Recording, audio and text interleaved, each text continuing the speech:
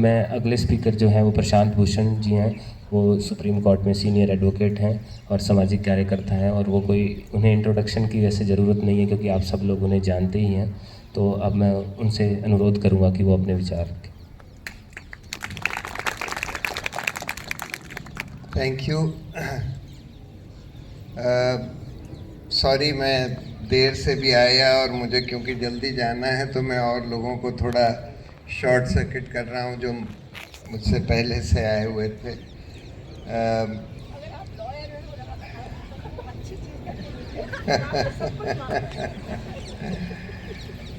तो आज भगत सिंह की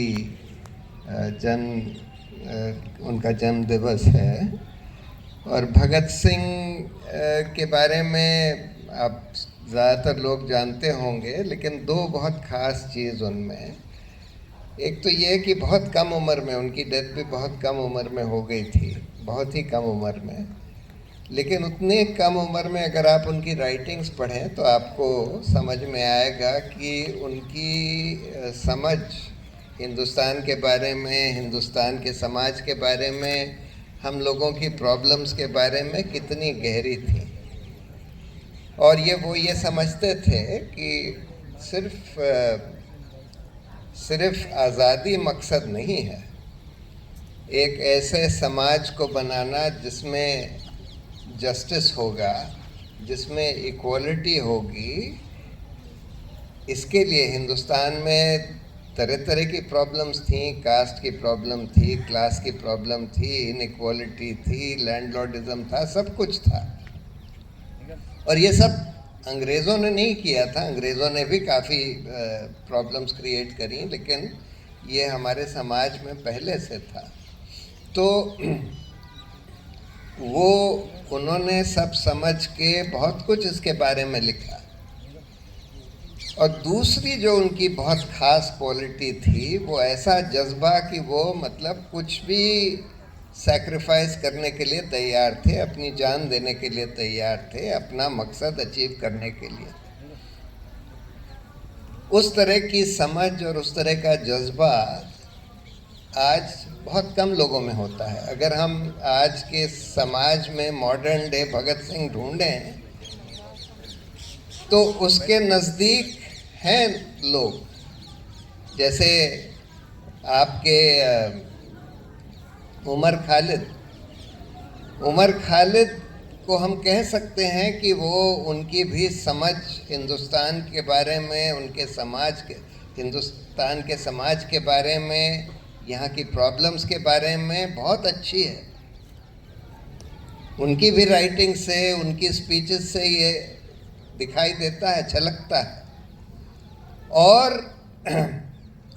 इसके लिए जितने साल से वो जेल में हैं, देखिए आज हिंदुस्तान में दोनों चीज़ें हो रही हैं। एक तरफ तो बहुत सारा हमारा समाज इस देश का ऐसा हो गया है जो कि इस देश के लोगों से, देश के समस्याओं से बिल्कुल कटा हुआ है। बहुत सारा हमारा upper middle class, upper class जो है बिल्कुल कटा हुआ है। उनको ना तो कोई इंटरेस्ट है कि पूरे देश में बाकी समाज में क्या हो रहा है, ना कोई अंडरस्टैंडिंग ही है। तो एक तरफ तो हम ये देख रहे हैं, और आजकल बहुत सारे लोग इस जो भाजपा ने हिंदुत्व का और कम्युनलिज्म का जहर फैलाया है उसमें भी घुल गए हैं। बहुत सारे हमारे अपर मिडिल क्लास के, अपर क्लास के लोग उसमें भी, खासकर हमारे सेलिब्रिटीज़ वगैरह, हमारा मीडिया, मेन स्ट्रीम मीडिया जो है। लेकिन दूसरी तरफ कुछ ऐसे लोग बचे हुए हैं जो कि समझ भी अच्छी रखते हैं हिंदुस्तान के बारे में, और जो बहुत कुछ त्यागने के लिए तैयार हैं, बहुत जोखिम उठाने के लिए तैयार हैं। और इसी वजह से चाहे हिंदुस्तान की हालत आज काफ़ी ख़राब है और भाजपा ने काफ़ी ख़राब कर दी, लेकिन उसके बावजूद भी आज फिर भी बहुत कुछ बचा हुआ है, और हमको ये समझना कि आज हम कहाँ खड़े हैं, क्या बचा हुआ है, और हमको उसको ठीक करने के लिए क्या करना है, ये ज़रूरी है। देखिए कहाँ खड़े हुए हैं। पिछले 10 साल में कई चीज़ें हुई। एक तो ये सांप्रदायिकता का, कम्युनलिज्म का बहुत जहर हमारे समाज में घोला गया, और उस जहर में काफ़ी लोग आ गए हैं। सब लोग नहीं आए हैं, बहुत सारे लोग उसके बाहर हैं, लेकिन काफ़ी लोग उस जहर में घुल गए हैं।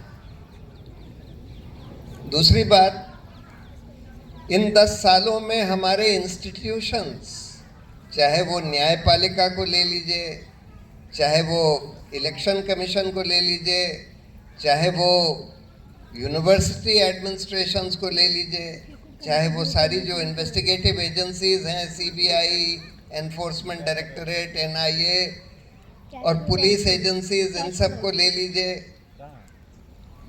सारे ही नेशनल ह्यूमन राइट्स कमीशन, जितने भी इंडिपेंडेंट इंस्टीट्यूशंस बनाए गए थे संविधान के द्वारा या कानून के द्वारा, सबकी स्वतंत्रता, तो वहाँ पर ऐसे लोगों को अपॉइंट कर दिया गया है, यूनिवर्सिटीज़ में ऐसे लोगों को अपॉइंट कर दिया गया है एज वाइस चांसलर्स, जिनको एजुकेशन बाय एंड लार्ज, सब जगह नहीं लेकिन ज़्यादातर, जिनको एजुकेशन की कोई समझ नहीं है।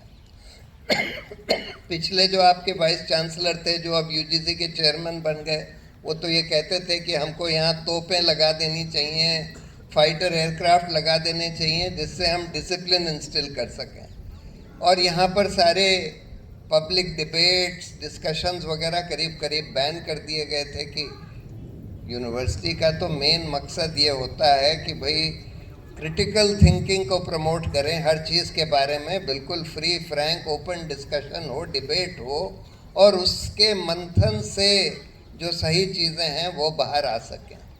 लेकिन वो सब बंद करके कि भाई यहाँ पर मिलिट्री डिसिप्लिन लागू किया जाएगा और कोई जना कोई सवाल नहीं पूछेगा, उस तरह की चीज़ें करी गई। बहुत सारी यूनिवर्सिटीज़ में ऐसा ही किया गया। तो न्यायपालिका में देखिए, एक प्रॉब्लम तो शुरू से रही है, एक बहुत एलिटिज्म टाइप का है, यानी कि जो जजेस होते हैं उनको बहुत कम को कॉमन लोगों की जो समस्याएं हैं, जो हिंदुस्तान की सोशो इकोनॉमिक पॉलिटिकल रियलिटी है, उसके बारे में बहुत कम जजेस को समझ होती है। तो एक तरह का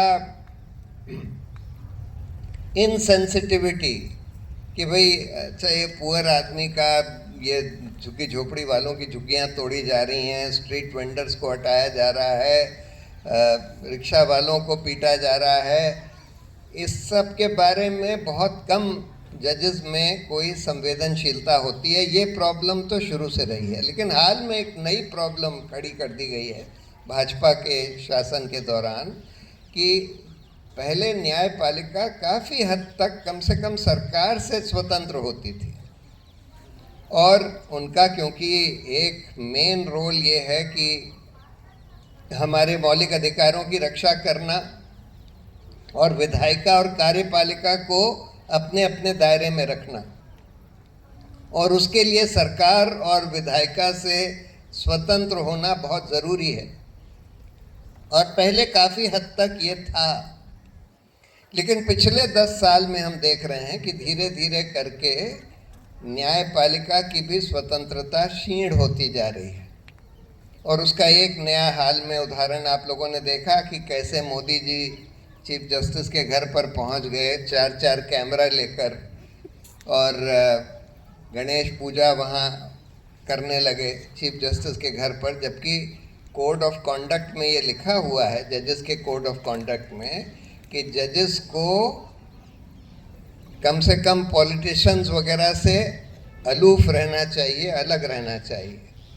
आपको ऑफिशियली मिलने की ज़रूरत है, ज़रूर मिलिए, लेकिन इस तरह से अनऑफिशियली आप प्राइवेट फंक्शन में।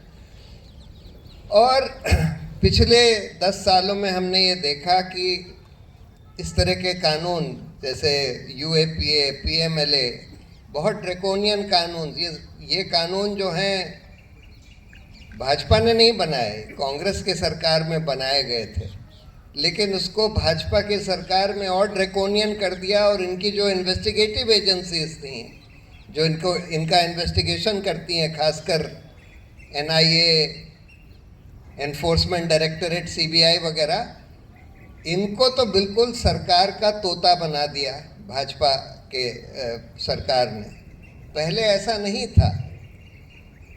तो इसलिए ये हम नहीं मानते कि भाई कांग्रेस के समय सब सही हो रहा था या इस तरह के कानून नहीं लाए जा रहे थे। लाए गए जो बिल्कुल खतरनाक कानून हैं, जिनको नहीं होना चाहिए।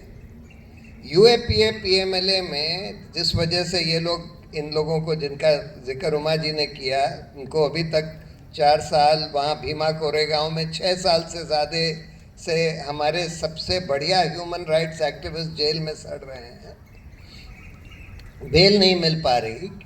उसका मेन कारण ये है कि यूएपीए और पीएमएलए में 2 कारण हैं कि यूएपीए, पीएमएलए ऐसे कानून हैं जिसमें ये लिखा है, बेल का जो नॉर्मल रूल होता है कि भाई अगर इन्वेस्टिगेशन चल रहा है या ट्रायल भी चल रही है, किसी को चार्जशीट किया गया है, ट्रायल चल रही है, तो उस दौरान बेल पर रिलीज करना रूल है और जेल में रखना एक्सेप्शन है।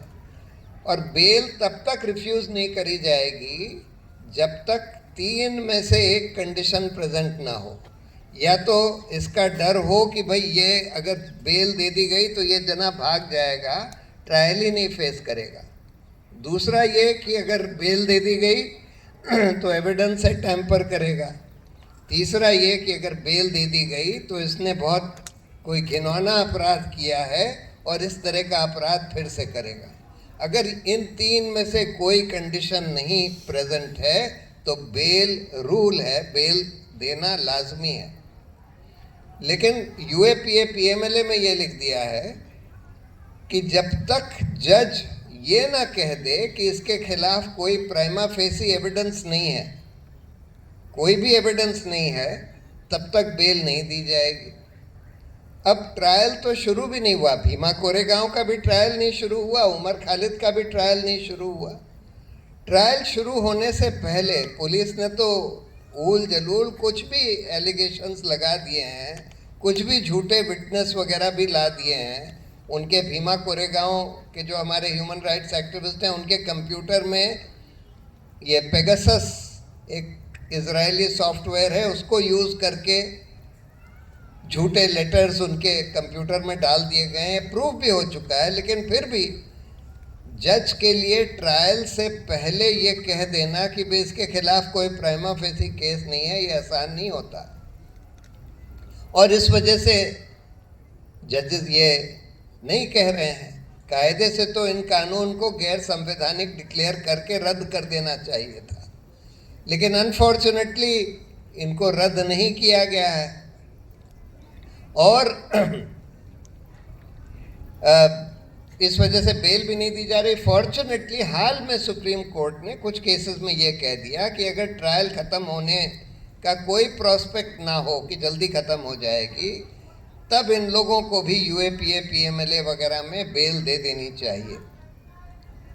तो होपफुली अब इनमें से कई लोग, भीमा कोरेगांव के भी, दिल्ली राइट्स में भी जो हमारे एक्टिविस्ट अक्यूज्ड हैं, होपफुली उन लोगों को भी अब शायद जल्दी बेल मिल जाएगी।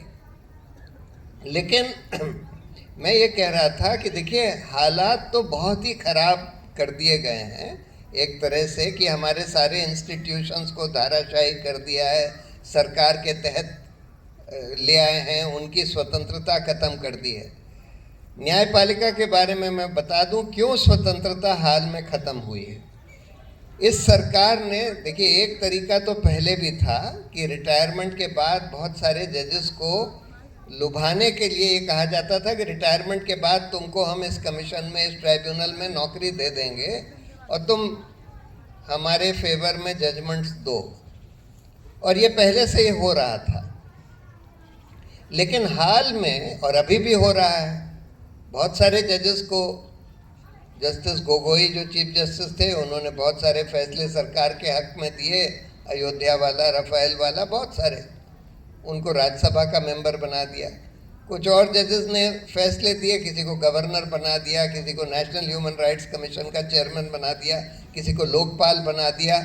ये सब तो खूब रैम्पेंटली चल रहा है अभी भी, लेकिन 2-3 और नए तरीके न्यायपालिका की स्वतंत्रता खत्म करने के लिए इस सरकार ने अख्तियार करे, भाजपा की सरकार ने। पहला तो इन्होंने ये किया, अच्छा एक चीज़ ये होती है कि जब कोई बहुत फांसीवादी सरकार होती है तो जजेस अपने आप डर जाते हैं। स्ट्रॉन्ग फांसीवादी सरकार, इमरजेंसी में डर गए थे, हेबियस कॉर्पस केस में बोल दिया कि हेबियस कॉर्पस ही नहीं लाई करता सुप्रीम कोर्ट में। अभी भी अब तो नहीं, अब वो हालत नहीं है कि एक बहुत स्ट्रॉन्ग फांसीवादी सरकार दिख रही है। अब इनके 240 रह गए हैं, मेजॉरिटी भी नहीं है, लेकिन पहले 2 टर्म्स में इनकी मेजॉरिटी थी और ऐसा डर का माहौल बना दिया गया था कि जजों को भी डर लगने लगता है। तो उनमें से बहुत सारे जज तो डर के मारे सरकार के खिलाफ खड़े नहीं हो पाते। लेकिन 2 और तरीके इन्होंने करे। एक तो ये करा कि स्वतंत्र जजों की नियुक्ति ही मत होने दो।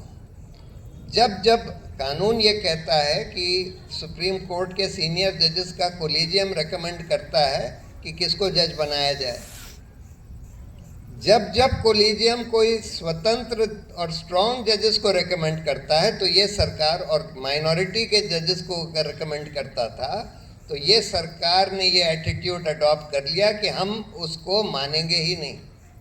सरकार को बस एक अख्तियार है कि एक बार वो रिकमेंडेशन अगर उसको एक्सेप्टेबल नहीं है तो रीजंस के साथ वापस भेज दे।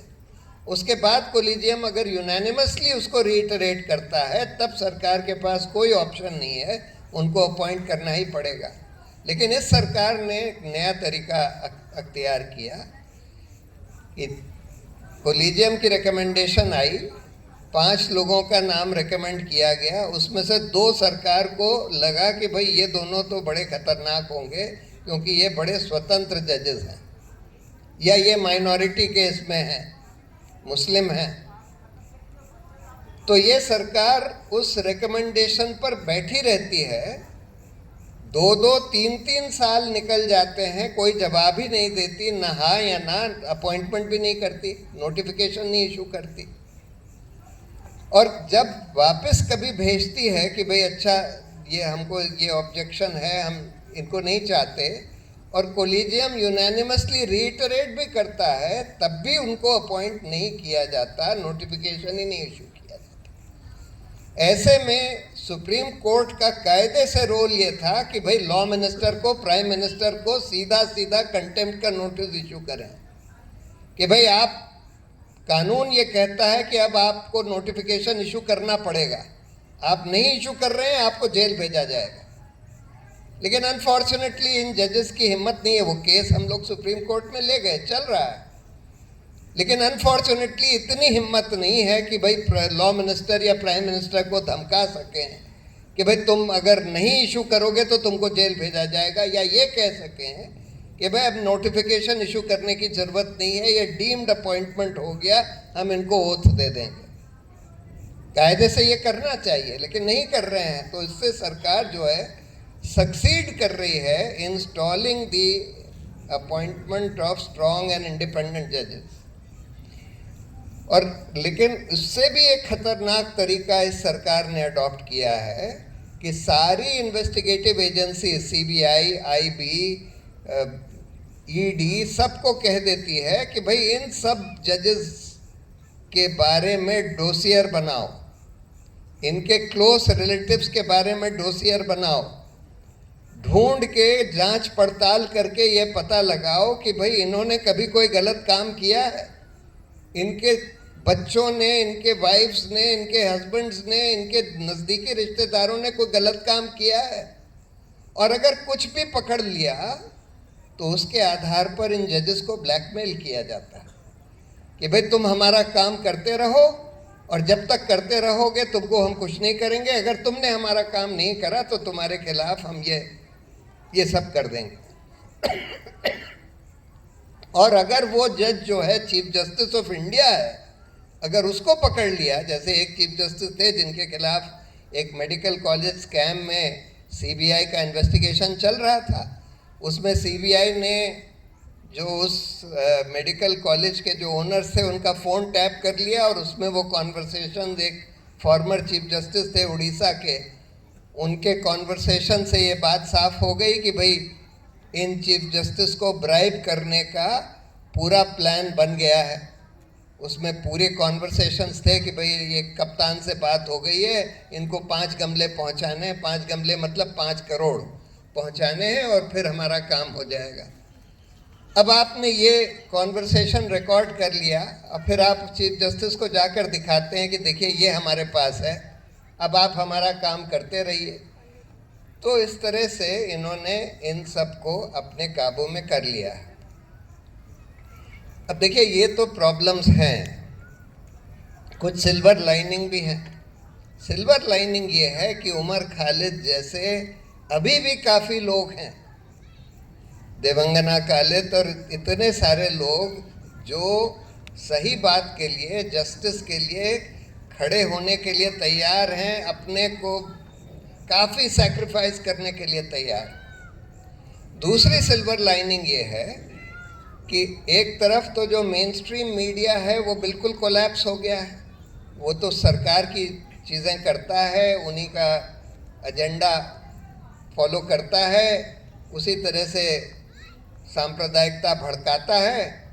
लेकिन आज एक इंटरनेट की वजह से, सोशल मीडिया की वजह से एक नया ऑल्टरनेट मीडिया इस देश में खड़ा हो गया।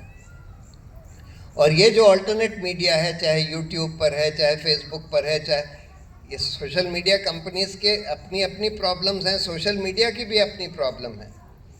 लेकिन उसके बावजूद एक अच्छी बात ये हुई है कि इनके वजह से, इन सोशल मीडिया और इंटरनेट की वजह से बहुत सारे स्वतंत्र पत्रकार मेन स्ट्रीम मीडिया से बाहर आकर अपनी पत्रकारिता करने लगे हैं और उनका इन्फ्लुएंस आज मेरी राय में मेन स्ट्रीम मीडिया से ज़्यादा है। और यही वजह थी कि इस इलेक्शन में सारा पैसा सरकार के पास, इलेक्शन कमीशन सरकार के हाथ में, जुडिशरी भी करीब करीब उनके हाथ में,